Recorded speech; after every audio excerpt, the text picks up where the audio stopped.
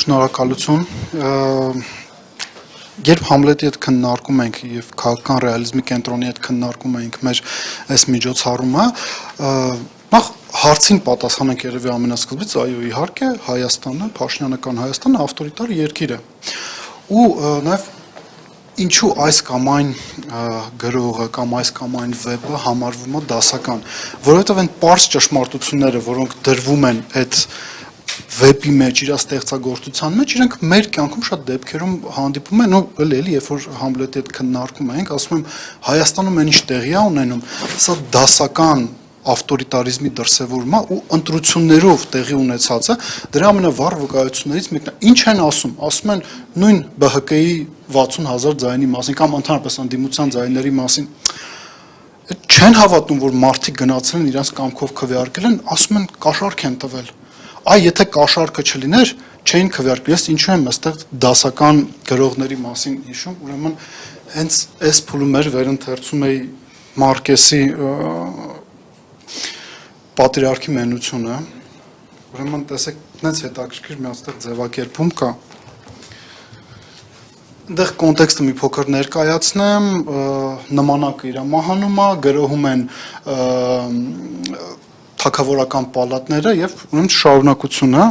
Патриархи մասին է խոսում նահապետը։ Ասում он хотел убедить себя, что штурм дворца отнюдь не всенародный порыв, а результат подлого сговора наемников, так что он самолично твердым голосом и твердой рукой взялся допрашивать арестантов, чтобы добиться столь желанной его сердцу правды. Հիմա նույնը մեր մոտ է տեղ ունենում։ Մարդիկ գնացել են քվեարկել, սա ինձ թվում է, սա քաղաքագիտության պատմության մեջ դասագրքերում մտնելու է։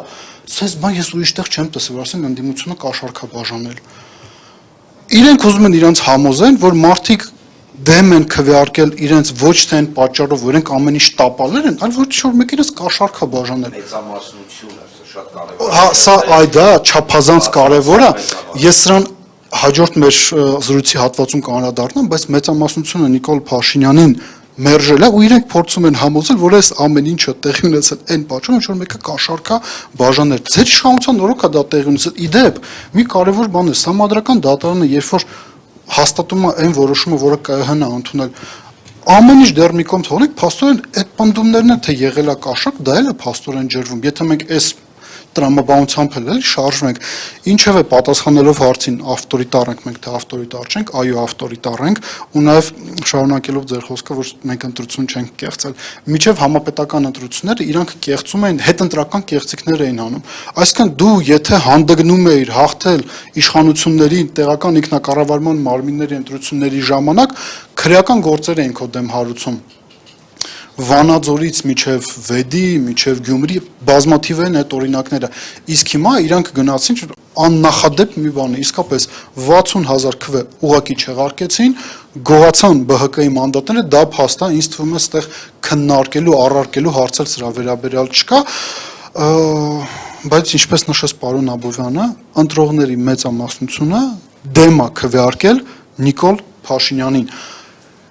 Ու իմ տպավորությամբ ընդդիմությունը մինչ այս պահը այս փաստը ամբողջությամբ չի գնահատել ճիշտ, թե ինչ լուրջ խաղաթուղթ է իրանց տվել Հայաստանի Հանրապետության քաղաքացին եւ հայ ընտրողը։